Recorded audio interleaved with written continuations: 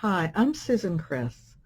There's been a lot of talk in the past couple of days about what our Lieutenant Governor Dan Patrick said on Fox TV about our elderly population being willing to sacrifice themselves to save our economy.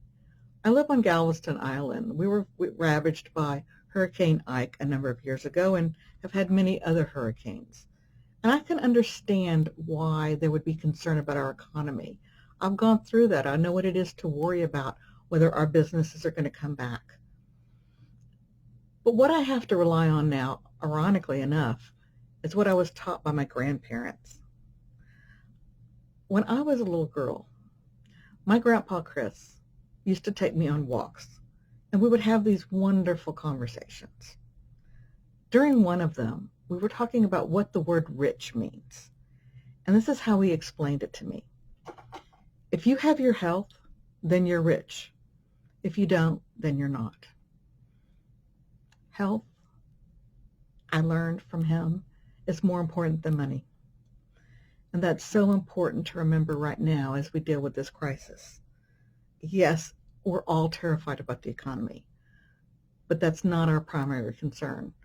The bigger terror is the number of people who are going to die, and trying to stop and slow down as many as we can. My other grandpa, Grandpa Beast, he was a tall German man. He worked on the waterfront, and he was quite a character. But he was also a very, very stubborn man. And when I was an adult a number of years ago, my grandpa got real sick, and the doctors said that he needed a surgery. If he didn't have the surgery, he wasn't going to live.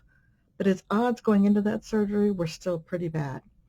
My mother and my aunt and I were with him right before he went into the surgery, and I was afraid that what we were saying to him was our goodbyes. I was the last one to talk to him. I went over to him, and he was so weak. He really was a big, strong man, but in that bed, he looked so small and weak. I could tell he wanted to say something to me, and it was important. So he leaned in, and I leaned in, and I thought he was going to say, "I love you," or some sort of expression like that. But that's not what he said. But the words that he said to me have stayed with me and have guided me. With all the strength he could muster, he leaned in and said, "Never take no for an answer." I was shocked.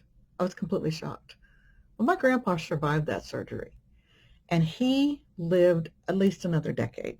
He didn't go until he was ready to go. And I can only imagine what my two grandparents and my two grandmothers would think about what's going on right now.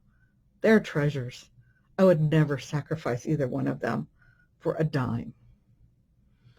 I would do everything I could to keep them alive. It is so important that we try to keep as many people alive as we can during this. We have to flatten the curve. We have to do what's smart to keep everyone safe and alive that we can. We'll deal with the economy later. It's important. Believe me, I have a business. I'm a business owner. I know the fear. But we have to take care of our health first. It's so important.